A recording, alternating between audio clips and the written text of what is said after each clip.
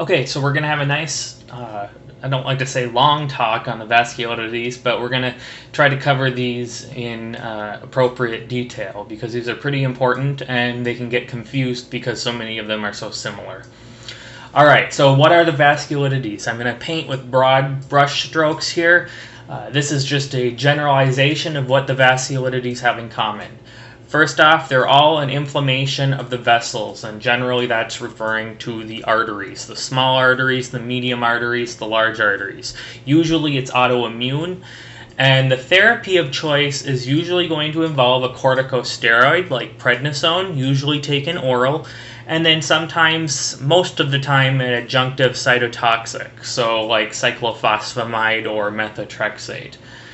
Biologics are being increasingly used now that they're coming out onto the market, like infliximab or etanercept, and they're being used more and more widely in the vasculitides. But as far as the USMLE is concerned, corticosteroids and adjunctive cytotoxics are the primary mainstay of therapy for the vasculitides. There's a range of symptoms depending on what vasculitis you're talking about, but there are many similar features that are shared across the board. And those include rash, and usually this is a palpable maculopapular or purpuric rash. Constitutional symptoms like fever, aches and pains, and fatigue, and then arthralgia. And really any of the things that we talk about under the topic of rheumatology, arthralgia are not necessarily arthritis per se, but joint pain. Arthralgia is a symptom. Ultimately, the diagnosis is almost always going to be made by biopsy. And by diagnosis, I mean the conclusive diagnosis. Not necessarily the first step in diagnosis, but the conclusive diagnosis, the most accurate test, will almost always be by biopsy. There's only one exception. Okay, so let's talk about what vasculitides we're going to go over. We're going to talk about Wegener's, Microscopic Polyangitis, Polyarteritis Nodosa, and Churg-Strauss. We covered those in the renal section. We're going to cover temporal arteritis and Takayasu's arteritis, which are the large vessel vasculitides. And then we're going to talk about Behçet syndrome, which is technically a small vessel vasculitis like Wegener's and Churg-Strauss, but it doesn't quite fit with those other four, so we're going to talk about it by itself. Okay, so the small and medium vessel vasculitides. So Wegener's granulomatosis is an autoimmune inflammatory systemic disease of the small vessels, and it's commonly implicated by C. ANCA. So you should associate Wegener's granulomatosis with the word C. ANCA, because that's going to come up on the test, I guarantee you. C. ANCA is a particular ANCA that's associated with, particularly associated with Wegener's granulomatosis. And the C just separates the ANCA from P. ANCA, which is a different kind of ANCA. And ANCA is anti-neutrophil cytoplasmic antibody. So Wegener's granulomatosis can involve any organ system in the body, but most prominently it involves the upper respiratory tract, the lungs, the skin, and the kidneys. And Wegener's is set apart from the other vasculitides in that the upper respiratory tract and the upper respiratory symptoms that come from this disease tend to take center stage during the course of the disease. So what kind of patient has Wegener's granulomatosis? Usually these are the patients that have a history of chronic sinusitis, stuffy nose, ear infections, sinus pain that's been refractory to therapy. What do we use for chronic sinusitis, and for any sinusitis really? We use like inhaled corticosteroids like Nasonex.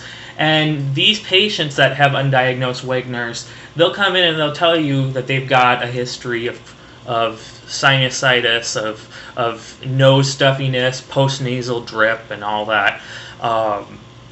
That just hasn't gone away. A lot of these patients will have an extensive history of otitis media, and so just sinus problems in general that haven't really gone away.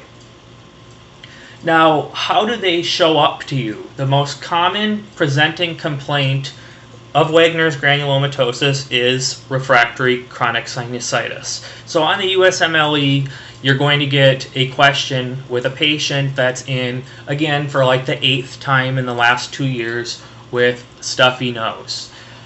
Now, you might get a patient where that granulomatosis has affected the nose so much to where the septum has just perforated. And when that happens, you get what's called a saddle nose deformity. So the disease actually exists on the respiratory tract, so it exists in the nose. And that granulomatosis can actually eat away at the nasal septum, and you can actually get a perforation of the nasal septum. And that will actually be quite visible when you're looking at the patient. It's actually an anatomic deformity when you look at them. The nose will change shape. Another way that they can present is hemoptysis, dyspnea, polyarticular arthritis, a palpable purpuric rash, and other common presenting co-complaints. On labs, if you're given labs on the USMLE, you'll see an elevated ESR and elevated CRP, both reflecting the inflammatory process. A normocytic anemia would be quite common just because you've got this chronic inflammation going on with Wegener's, and so you're at risk for developing anemia of chronic disease. And an abnormal urinalysis wouldn't be uncommon either because Wegener's can asymptomatically affect the kidneys and cause a microhematuria. So the best initial test when Wegener's is suspected is to get an ANCA titer. And particularly you're looking for C ANCA. If you have P ANCA, Wegener's is less likely. But C ANCA points you towards Wegener's. Nevertheless, the most accurate test for diagnosing Wegener's is a renal biopsy. It's not the first test you're going to do. You're going to get an ANCA first, because if you have a positive C ANCA, then you're going to go forward with the renal biopsy. Renal biopsy is an invasive test. We try not to do that as a screening test. So we're going to get the ANCA first. That's the best initial test. Then go on to get the renal biopsy, and that establishes the diagnosis, because Wegener's can only be diagnosed with biopsy. So this is a saddle nose deformity, and this is caused by a perforation in the septum. You can see here that this is just a minor deformation here, but you've got that little dip in the nose here. And you might not even notice that if you didn't know to look at it. But now in this patient, it's much more noticeable, and in this patient, it's even more noticeable. Look at him from the side here. You can't even hardly see his nose.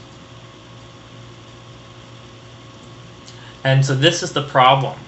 Now on the left here is the CT of a normal patient. This is the nasal septum here. And then here you can see that the nasal septum has been obliterated at this layer.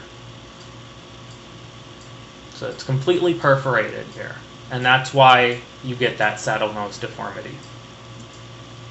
This is a purpuric maculopapular rash that's typical of most of the vasculitides. This actually happens to be in a patient with Wegener's granulomatosis, but this rash could be, it's very nonspecific. It could be in patients with any of the different vasculitides. This is a very generic rash, but it's very typical of the vasculitides. So, what I want you to carry from this is to also remember that the lungs will always be involved in Wegener's granulomatosis. Not all patients are going to be symptomatic.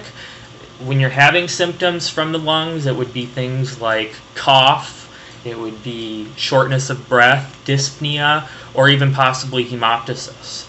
But the lungs will always be involved even if the patient is asymptomatic. If you were to get a chest x-ray or a CT on a patient with Wegener's granulomatosis, it would show nodules, pulmonary nodules.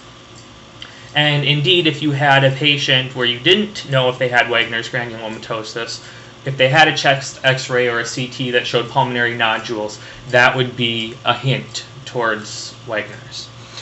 How do we treat these patients?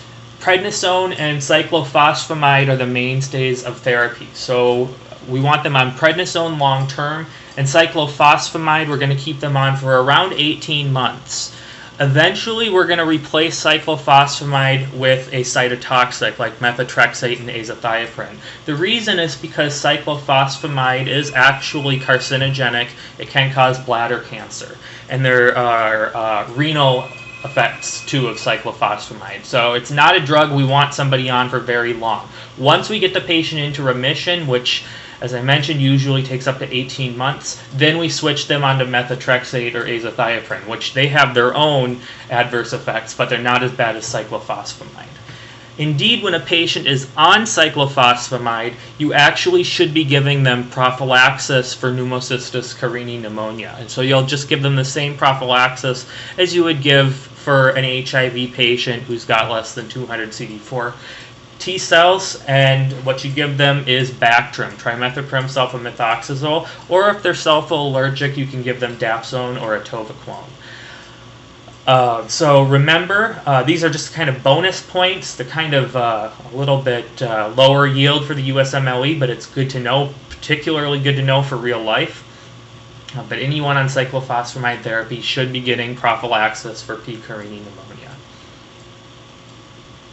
Okay, let's talk about microscopic polyangitis. This is very similar to Wegener's. It's so similar to Wegener's, as a matter of fact, that a lot of times you're not even going to know that it's not Wegener's until you actually get the biopsy.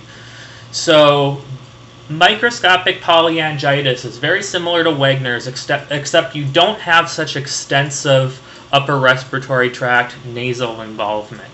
It is an autoimmune inflammatory systemic disease of the small vessels, just like Wegener's.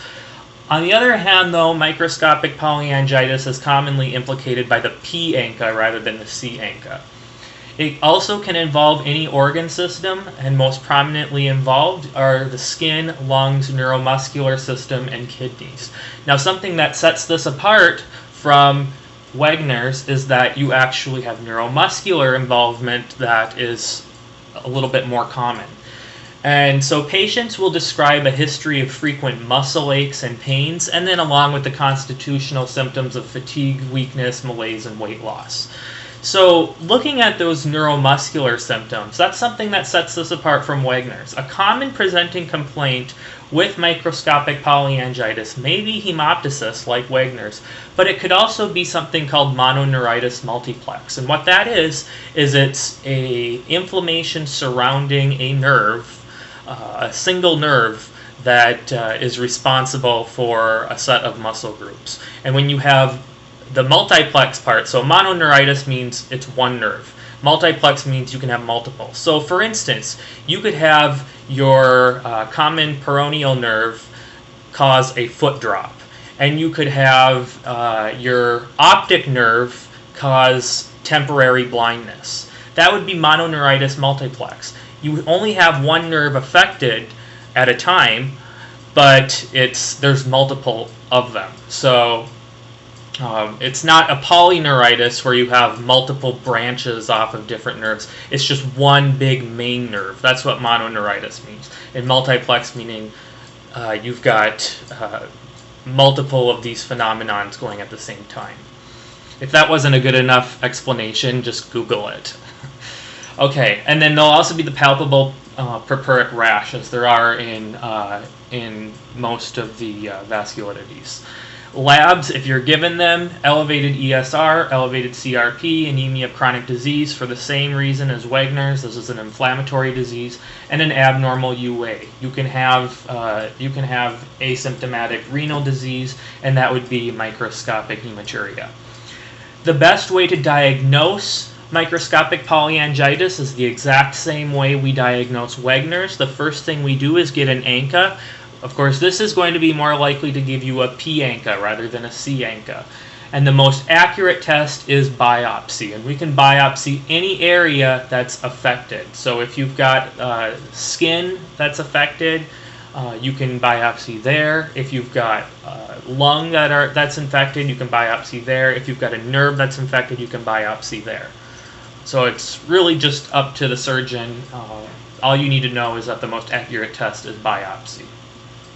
And this is another purpuric palpable rash.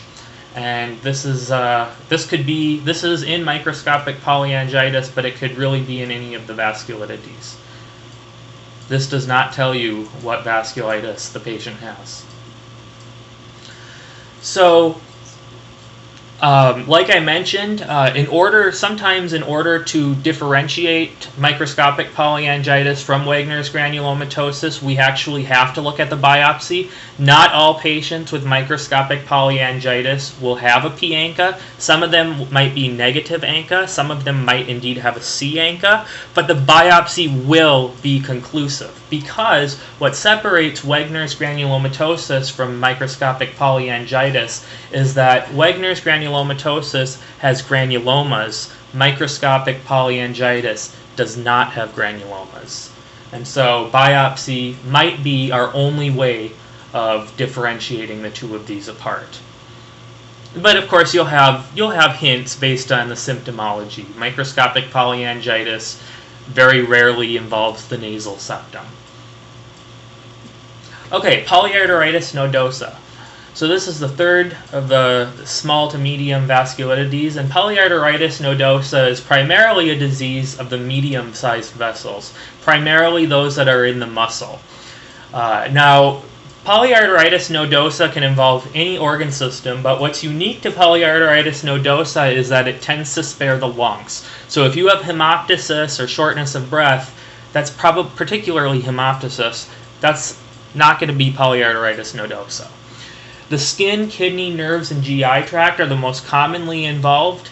It's also, Polyarteritis Nodosa has a unique association with hepatitis B and C. There's an increased incidence of Polyarteritis Nodosa in patients who have hepatitis B or hepatitis C.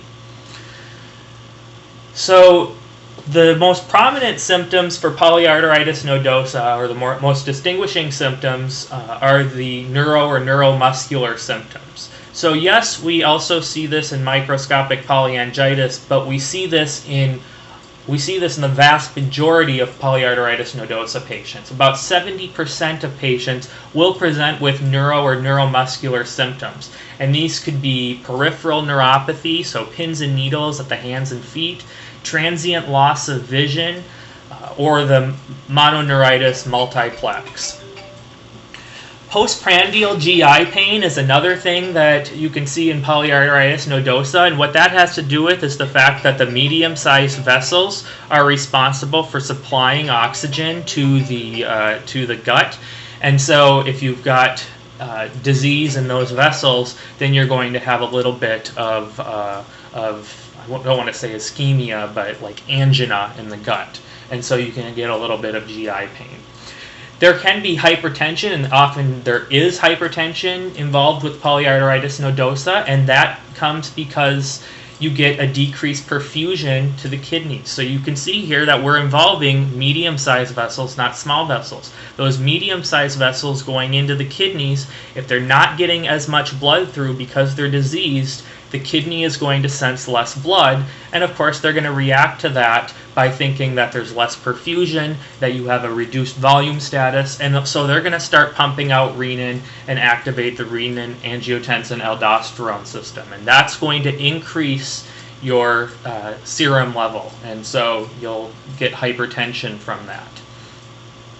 The skin rash in Polyarteritis Nodosa is very similar to Wegener's granulomatosis and microscopic polyangiitis. However, because Polyarteritis Nodosa includes medium-sized vessels, you can get Livedo reticularis, or you can even get Raynaud's phenomenon, which, if you've seen my other lectures, is where you get the blanching of your fingers when you go outside in cold weather.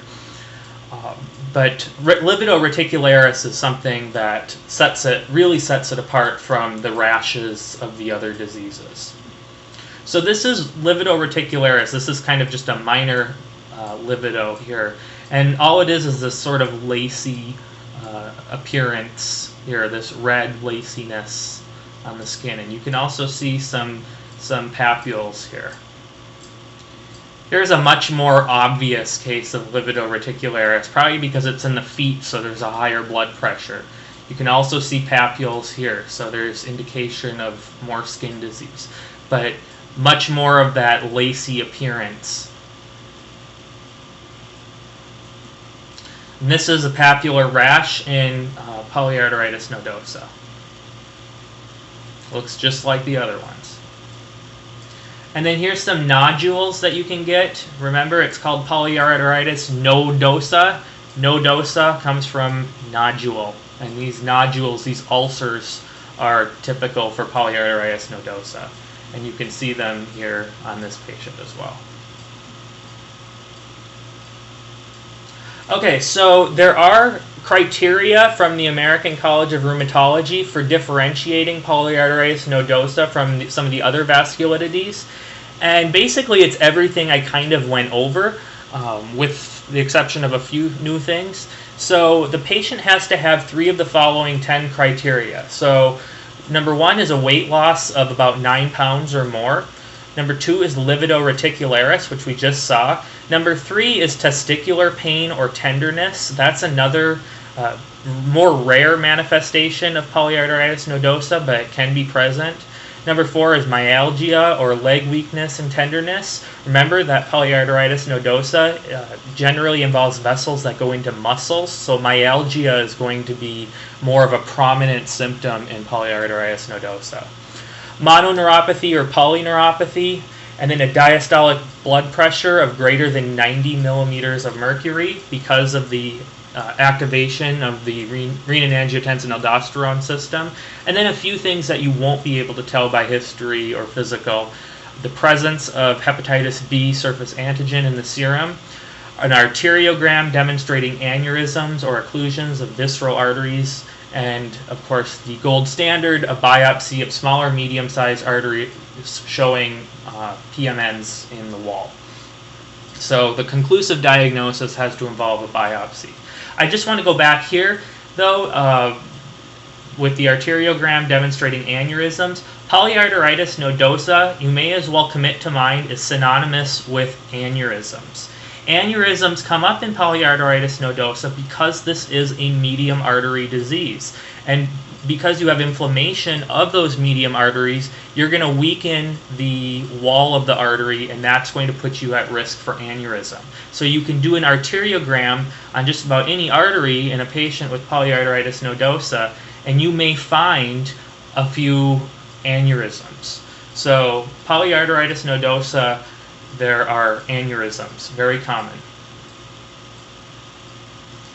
So for diagnosis, the best initial and most accurate test in a patient with suspected Polyarteritis nodosa is biopsy, and usually you'll have 3 of these 10 criteria, but like I said, you've got to have the biopsy in order to confirm your diagnosis. The biopsy can be done anywhere where there's disease, so it can be done at a skin ulcer, it can be done at the sural nerve, it can be done in skeletal muscle. But if a biopsy cannot be undertaken, you can go ahead and do an angiogram. And the best angiogram to do would probably be a renal angiogram. And the angiogram should show multiple aneurysms, as I mentioned. The therapy for Polyarteritis nodosa, it's the exact same as the previous 2 we went over. So prednisone and cyclophosphamide. Ultimately, when we get the patient into remission, then we're going to replace the cyclophosphamide with methotrexate or another cytotoxic. Now, if a patient has hepatitis B or hepatitis C, as some patients will in Polyarteritis nodosa, because of the association, we cannot use cyclophosphamide. So we'll use prednisone in addition to the drugs that are generally used to treat hepatitis B and hepatitis C. And a rheumatologist may have other drugs they might use, but you're not responsible for knowing those for the USMLE. As usual, as I mentioned, cyclophosphamide may be substituted once the patient is in remission, which is usually around 18 months. Okay, Churg-Strauss syndrome. So this is another autoimmune inflammatory systemic disease.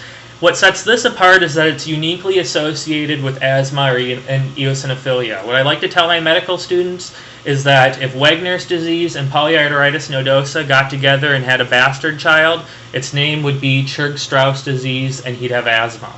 That's pretty much what Churg-Strauss disease is. It's got features of Wegener's, it's got features of Polyarteritis Nodosa, and it's its own disease, and it's associated with asthma. Churg-Strauss is always associated with asthma. The patient doesn't have asthma, they don't have Churg-Strauss disease.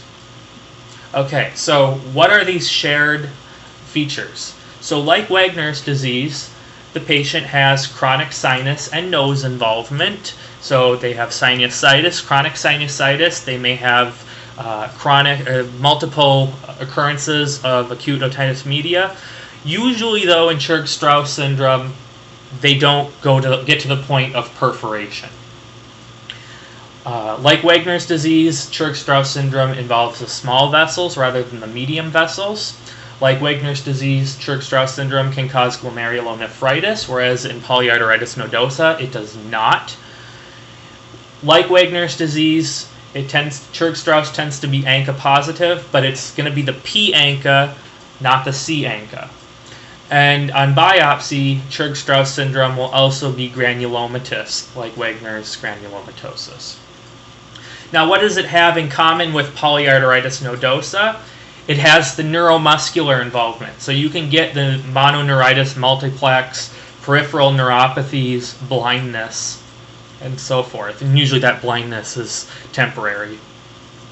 And then abdominal pain is a common complaint with Churg-Strauss. So Polyarteritis Nodosa can come up with postprandial abdominal pain, so can Churg-Strauss. A little less commonly, but it can do that as well. Wegener's doesn't do that. Now, what's unique to Churg-Strauss? As I mentioned, the patient always has asthma or some kind of reactive airway syndrome that hasn't been diagnosed. Super, super, super important to know for the USMLE. The patient always has eosinophilia, and that means that they've got greater than 10% of eosinophils on their differential. And the biopsy will show eosinophils in the granuloma. So the patient with Churg-Strauss will have asthma as well as recurrent sinusitis and constitutional symptoms. So it's a patient that has asthma that has symptoms that may fit in with Wegener's or may fit in with Polyarteritis Nodosa.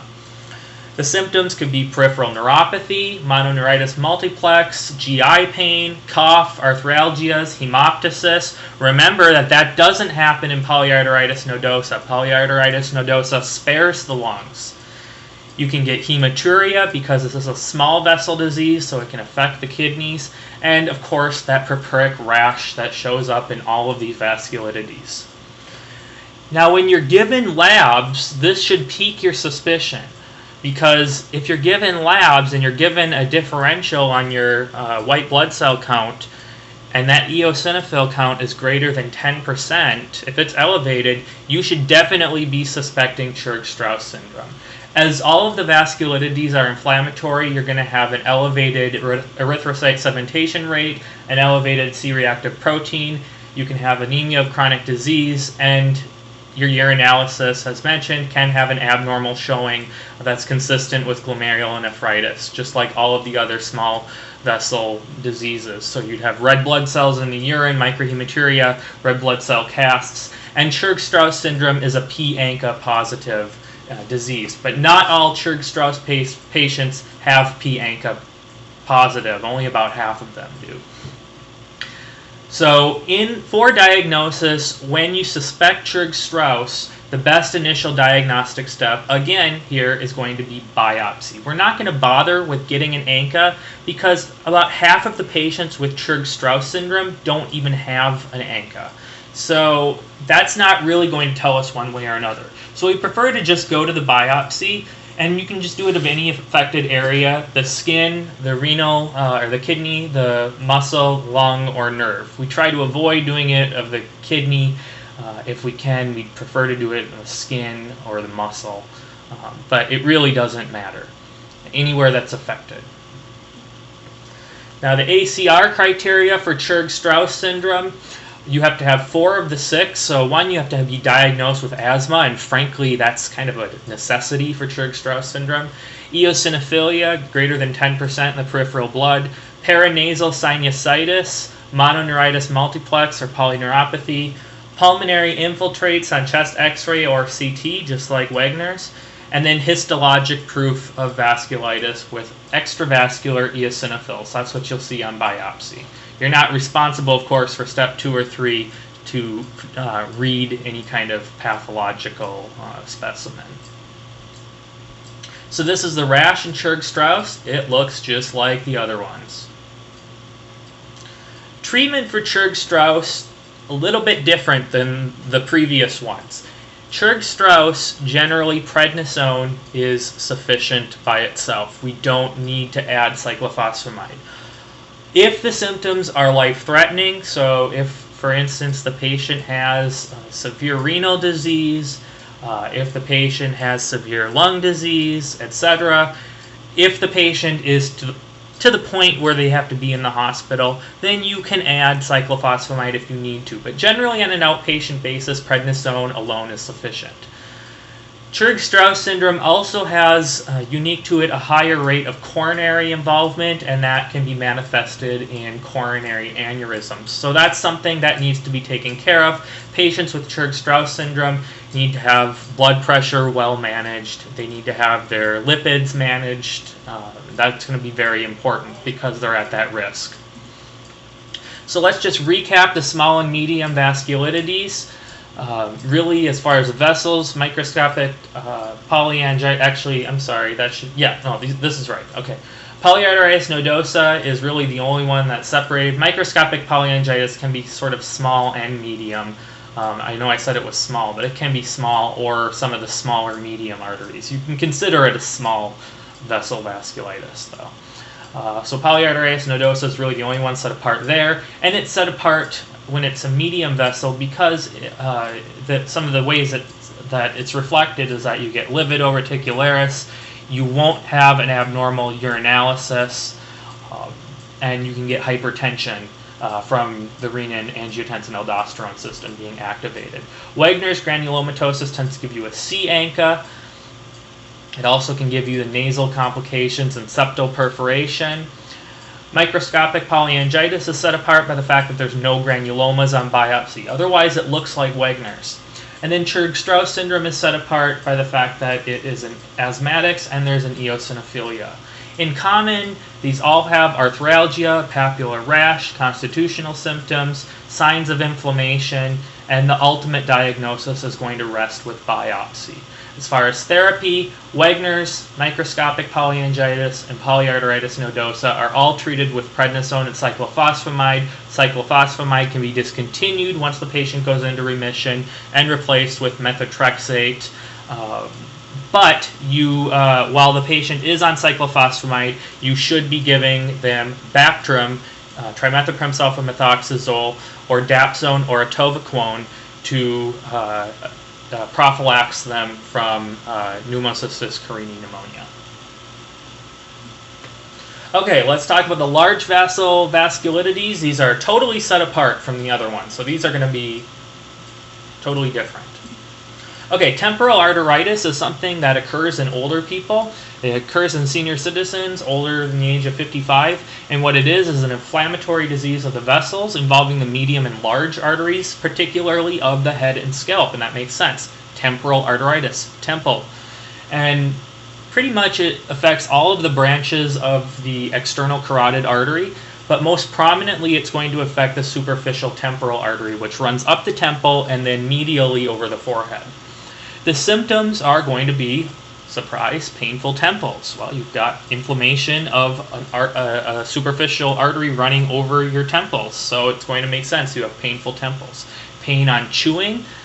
There's a muscle that contracts right over your temples that's responsible for chewing, so that can elicit pain. A tender scalp, visual disturbances, and by visual disturbances we mean double vision or blurry vision, and this can occur at the same time as polymyalgia rheumatica, which is a proximal muscle weakness.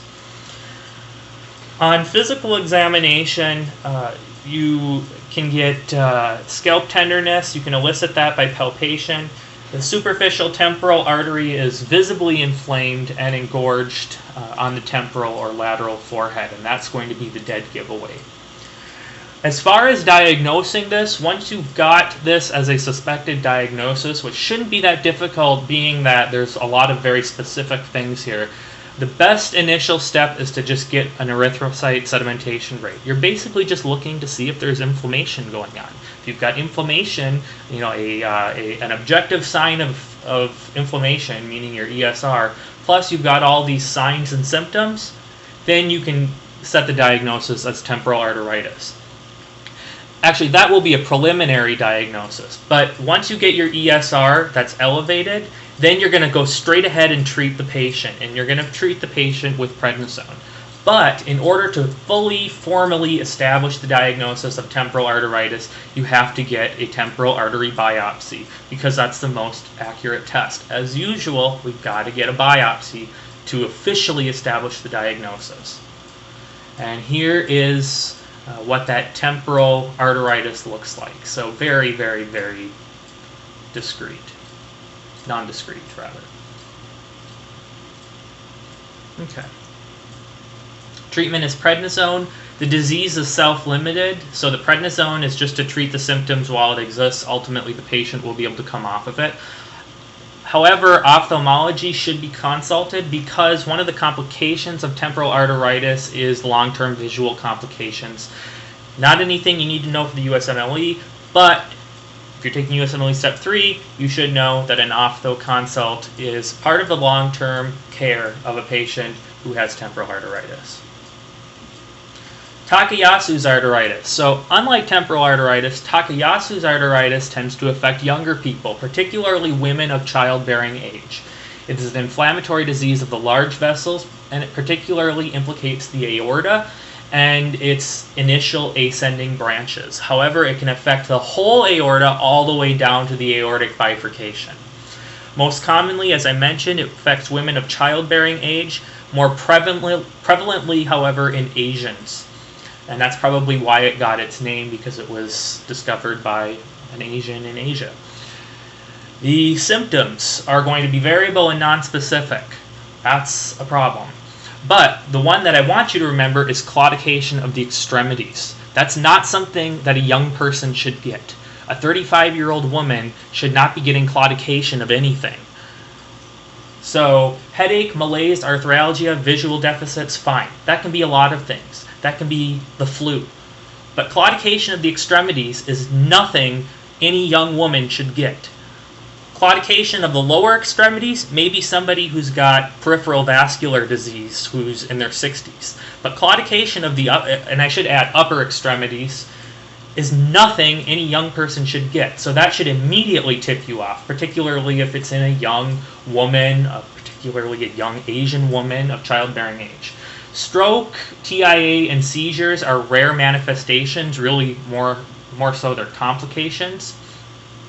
So the physical exam is going to be very important for establishing suspicion, because as you can see, besides the claudication of the extremities, these symptoms are really nonspecific. So a carotid or subclavian bruit would be a rather specific physical exam sign that you've got stenosis in a carotid artery or subclavian artery, narrowing from the arteritis. Aortic regurgitation. Why? Because you've got increased vascular resistance because of the arteritis. The arteritis causes increased vascular resistance, the pressure increases in the aorta, and it pushes back down through the aortic valve and causes a regurgitation. The aortic regurgitation is heard as a diastolic murmur because the pressure is reduced in the left ventricle during diastole. And so you would hear a diastolic murmur, and that would be appreciated over the right upper sternal border as any aortic murmur would be. A weak upper extremity pulse. Why? Because you're getting less blood to the upper extremities, so you're going to have a weaker pulse. And this is probably the one you're going to be most likely to see on the USMLE, a blood pressure difference between the arms of greater than 10 millimeters of mercury. So if you're getting a blood pressure on one arm of 125 over 85, and on the other arm it's 140 over 98, that's a significant difference. So I should say 10 millimeters of mercury systolic. Okay, so here's arteriography. So arteriography can be a diagnostic modality, and you really see the narrowing here. So the aorta itself looks fine, but the problem is the vessels that come off of it. And so here you've got, this is kind of an oblique view, but I do believe that this is the right brachiocephalic artery here, and you can see narrowing here, and then you can also see narrowing here at what appears to be the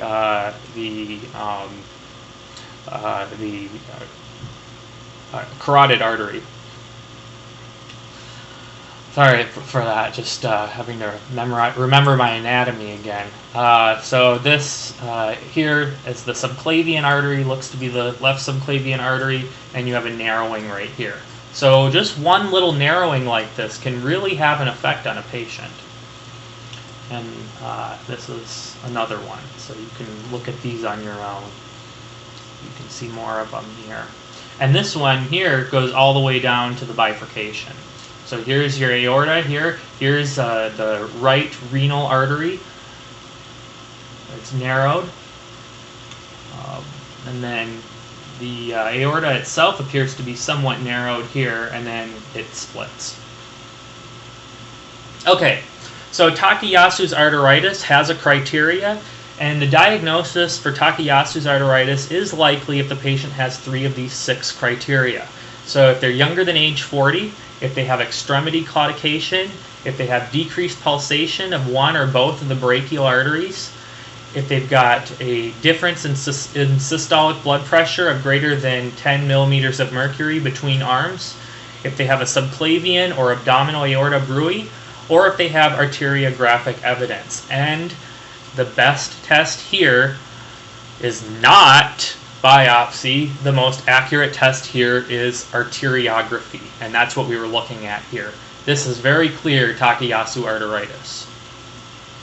So when you suspect Takayasu's arteritis, in order to confirm the diagnosis, you need to get arteriography. As far as treatment, prednisone is the first line of therapy. Generally, that is enough. But if there's no response to prednisone alone, you can add a cytotoxic like cyclophosphamide or methotrexate. It's very important to ensure normal blood pressure and manage other cardiovascular risk factors in these patients, particularly if they're pregnant. Okay, so now we're going to talk about the last one here, and this is a small vessel vasculitis, and you're going to see very quickly here that it does not belong with the first 4 that we talked about because the symptomology is completely different. So this is Behçet syndrome. Behçet syndrome is an inflammatory multisystemic disease of the small vessels resulting in frequent aneurysm and rupture. That is different. So with Polyarteritis Nodosa, with Wegener's, we don't see frequent we see frequent aneurysm, but we don't see rupture. Behçet syndrome, you get rupture. It's idiopathic, and particularly Behçet syndrome affects the eyes, mucous membranes, and genitals. Now the symptoms that come with Behçet syndrome is recurrent aphthous ulcers, you should remember that, painful genital ulcers, you should remember that, and eye pain with redness, you should remember that. That's uveitis. Of course, you're going to get the rash just like you do in any vasculitis. But the rash in Behçet syndrome is a little different. Yeah, you might get a maculopapular rash here and there, but with Behçet syndrome, you can also get Erythema nodosum, which I'll show you a picture of, and you can get an acne-like rash too. Rarer but more serious manifestations of Behçet syndrome include meningoencephalitis, GI bleed, and amyloidosis. So these are aphthous ulcers, canker sores. This is an aphthous ulcer, and there's just one, so this could be in a normal patient, but nobody should ever have this many aphthous ulcers. This many aphthous ulcers would make you think Crohn's disease or Behçet syndrome, and so forth. So Crohn's disease is another thing to think of in a patient with tons of aphthous ulcers. Okay, genital ulcers. Now, if you have Aphthous ulcers and genital ulcers, you really should be thinking Behçet's disease, because those two things don't happen together that often. You know, unless it's herpes, but these ulcers do not look at all like herpes. So these are flat-out ulcers. You can see they can grow to be rather large. They can involve the scrotum. They can involve the head of the penis. They can actually, in women, you may actually need to do a speculum examination to find them, because they could be inside the vaginal introitus. These tend to be painful. Okay, here's uveitis, and that's pretty clear. It's just redness of the cornea and the sclera here. And what's going to separate this apart from conjunctivitis is that you're not going to get any mucus secretion here. Retinal vasculitis is another thing that occurs in patients with Behçet syndrome, and this is not necessarily something you're going to be able to diagnose very easily with your little ophthalmoscope. This is something that usually an ophthalmologist will see. But it's good to know in case you get a picture on the USMLE. You should know what retinal vasculitis looks like. So here on the left, we've got a normal retina. Here we've got the optic disc with the arteries coming out of it, the nerve going into that optic disc, and then the foveola here. Here we got the same thing, except what makes this arteritis is that you've got this sort of edema surrounding the vessels. This isn't the best picture of it. I got a better one, a little bit more obvious. So here you go. Here's this like gelatinous stuff around the arteries. This is retinal vasculitis. So you can see it here, and you can see it following around the arteries here. Neovascularization would be another sign of retinal vasculitis. This is Erythema nodosa. They just look like bruises, but that's another skin manifestation of Behçet syndrome. And then this is the acneiform nodules in Behçet's disease. So it looks just like acne. But people over the age of 23, 24 years old really should not be getting acne like this. Really, anybody shouldn't be getting acne like this, but you know, especially not somebody who's post-pubescent. Okay, so the International Study Group criteria for Behçet syndrome, I find it to be a little bit more useful than the American College for Rheumatology and a little bit easier to remember. A patient must have recurrent oral aphthous ulcers 3 times in a 12-month period, and they have to have 2 of the following: recurrent genital ulceration or scarring. They have to have eye lesions, so either anterior uveitis, posterior uveitis, or retinal vasculitis, which would be generally diagnosed by an ophthalmologist. Skin lesions, so erythema nodosum, acneiform nodules, papular pustular lesions, in a patient who has no other explanation, so they have no other disease process. For instance, they don't have rosacea, they don't have lupus, they don't have acne otherwise, or a positive pathergy test. And this is one of the more specific tests for Behçet syndrome. What a pathergy test is you're just inserting a hypodermic needle into the skin, and then after 48 hours, if a papule is present in that region, then that would be a positive pathergy test. And that's a somewhat more specific test for Behçet syndrome. So that would be that would fall along one of the positive criteria here. So the treatment for Behçet syndrome is based on symptoms. It's primarily going to be corticosteroids. So for oral ulcers, you treat with topical corticosteroids, and oral preparation would be prednisolone. You can also take oral colchicine. Genital ulcers, you can use topical corticosteroid ointments like betamethasone. Uveitis, you can use topical corticosteroids here as well. There's dexamethasone, which is an ophthalmic preparation, just eye drops. And retinal vasculitis, which is a more severe manifestation of Behçet syndrome, you would use cyclosporine. There are a lot of other drugs that are used in Behçet syndrome, but this is a very complicated disease, a disease that we really don't understand completely yet, and so you're not going to be responsible for much more than this. If you know this stuff, you know pretty much everything you need to know about Behçet syndrome. It's a little bit more on the lower yield end for the USMLE. And this is my dog Axel. Good job on getting through this long presentation.